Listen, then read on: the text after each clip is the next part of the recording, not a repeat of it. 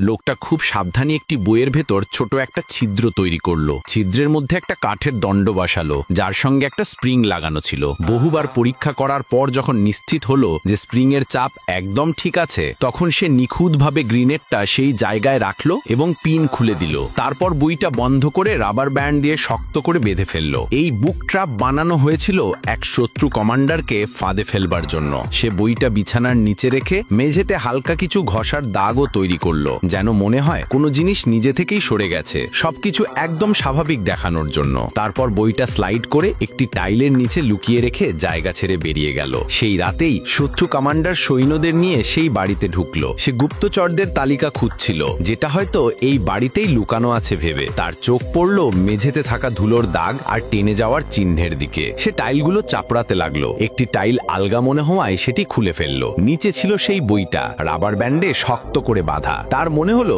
এই তো গুপ্তচরদের লিস্ট। আত্মতৃপ্তির হাসি নিয়ে সে বইটা খুললো, আর ঠিক সেই মুহূর্তে স্প্রিংটা ছিটকে উঠল। গ্রেনেডটা সোজা তার দিকেই ছুড়ে পড়লো। পাশে থাকা লোকটা সঙ্গে সঙ্গে দুইজন প্রহরীকে টেনে এনে নিজের ঢাল বানালো। কমান্ডারের কাছে ভাবারও সময় ছিল না। গ্রেনেডটা ফেটে গেল আর মুহূর্তের মধ্যে পুরো ঘরটা উড়ে গেল। কিন্তু যে লোক এই পুরো পরিকল্পনাটা করেছিল সে বেঁচে গেল। শেষ পর্যন্ত সেই শত্রু কমান্ডারের মৃত্যুর কারণও হয়ে গেল এই বইয়ের ফাঁদ।